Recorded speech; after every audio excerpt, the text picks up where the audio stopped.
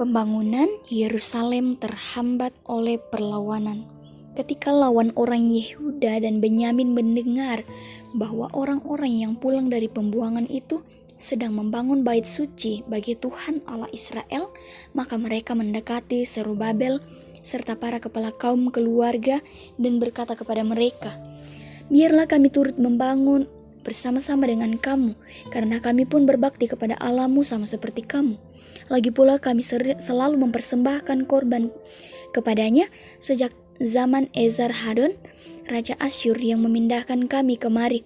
Tetapi Zerubabel, Yesua, dan para kepala kaum keluarga orang Israel yang lain berkata kepada mereka, "Bukanlah urusan kita bersama sehingga kamu dan kami membangun rumah bagi Allah kami, karena kami sendirilah yang hendak membangun bagi Tuhan Allah Israel seperti yang diperintahkan kepada kami oleh Kores, Raja negeri Persia."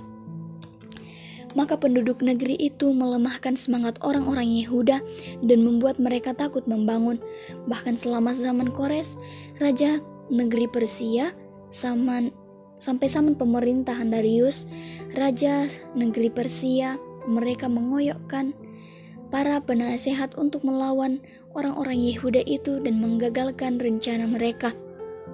Pada zaman pemerintahan Ahasweros, pada permulaan pemerintahannya, mereka menulis surat tuduhan terhadap orang-orang yang telah menetap di Yehuda dan Yerusalem. Pada zaman Artasasta ditulislah surat oleh Bislam, Mitredat, dan Tabeel serta rekan-rekannya yang lain kepada Artasasta, Raja negeri Persia. Naskah surat itu ditulis dalam bahasa Aram dengan terjemahannya dalam bahasa Aram. Rehum bupati dan Simsai panitera telah menulis surat terhadap Yerusalem kepada Raja Artasasta yang isinya sebagai berikut. Pada waktu itu ditulislah surat itu oleh Rehum bupati dan Simsai panitera serta rekan-rekan mereka yang lain, para hakim dan penggawa dan pegawai-pegawai orang Persia, orang-orang dari Erek, dari Babel, serta orang-orang dari Susan, yaitu orang-orang Elam dan orang bangsa lain yang oleh Asnapar yang agung dan mulia itu dipindahkan dan disuruh menetap di kota Samaria dan di sana di daerah yang lain sebelah barat sungai Efrat.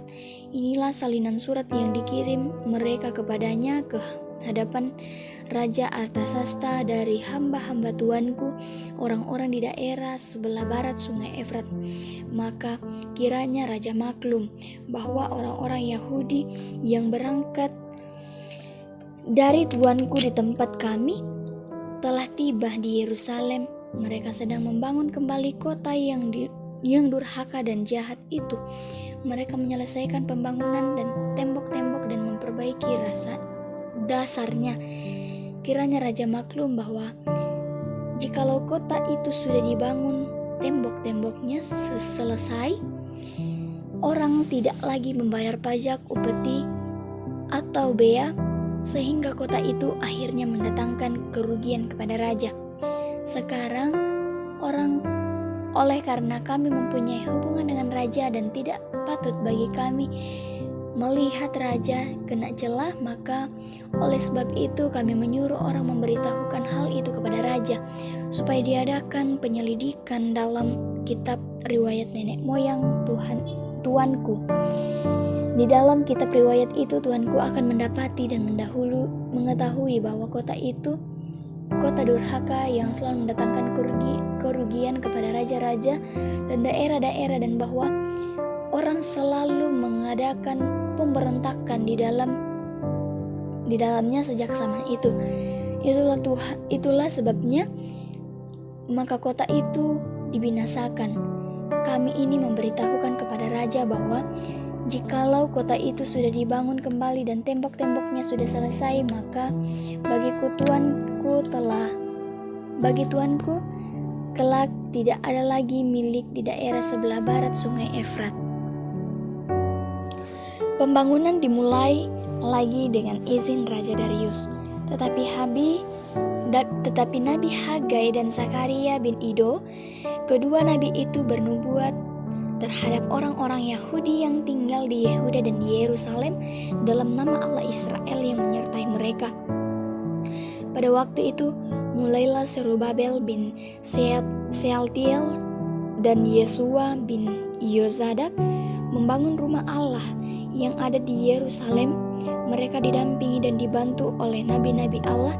Tetapi pada waktu itu juga datanglah kepada mereka Tatnai, bupati daerah sebelah barat sungai Efrat bersama-sama dengan Syetar Boznai dan rekan-rekan mereka, dan beginilah katanya kepada mereka, "Siapakah yang memberi perintah kepadamu untuk membangun rumah ini dan menyelesaikan tembok ini?"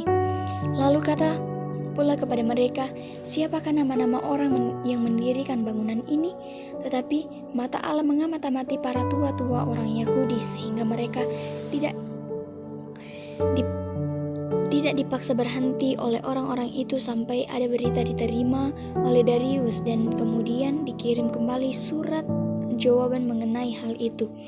Inilah salinan surat yang dikirim Tarnai, bupati daerah sebelah barat sungai Efrat bersama-sama dengan Syetar Boznai dan rekan-rekan para punggawa, bahwa daerah sebelah barat sungai Efrat pada Raja Darius. Mereka mengirim laporan sesuai tertulis kepadanya yang bunyinya sebagai berikut: "Ke hadapan Raja Darius, salam sejahtera. Kiranya Raja maklum bahwa kami datang ke daerah Yehuda, ke rumah Allah yang maha besar. Rumah itu sedang dibangun dengan batu yang besar-besar, sedang di dindingnya dilapis dengan kayu, dan pekerjaan itu dikerjakan dengan seksama dan berjalan lancar di tangan mereka. Kemudian kami menanyai para tua-tua itu, dan beginilah kata kami kepada mereka, siapakah yang memberi perintah kepadamu untuk membangun rumah ini dan menyelesaikan tembok ini? Lagi pula kami tanyakan kepada mereka nama-nama mereka untuk memberitahukannya kepada Tuanku dengan mencatat nama orang-orang yang mengepalai mereka. Inilah jawaban yang diberikan kepada mereka kepada kami. Kami adalah hamba-hamba Allah semesta langit dan bumi, dan kami membangun kembali rumah yang telah didirikan bertahun-tahun sebelumnya, didirikan dan diselesaikan oleh seorang Raja Israel yang agung. Tetapi sesudah nenek moyang kami membangkitkan murka Allah semesta langit, dan mereka diserahkannya ke dalam tangan Nebukadnezar, Raja negeri Babel, orang Kasdim, yang merusak rumah itu dan mengangkut bangsa itu sebagai tawanan ke negeri Babel. Sesudah itu atas perintah Raja Darius diadakannya lah penyelidikan di perbendaharaan di Babel, di tempat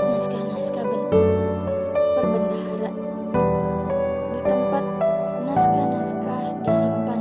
Kemudian di Ahmeta, benteng yang di provinsi Media, didapati sebuah gulungan yang isinya sebagai berikut: piagam pada zaman Raja Kores, dikeluarkanlah perintah oleh Raja Kores mengenai rumah Allah di Yerusalem. Rumah itu harus dibangun kembali sebagai tempat orang mempersembahkan korban sembelihan dan korban api-apian.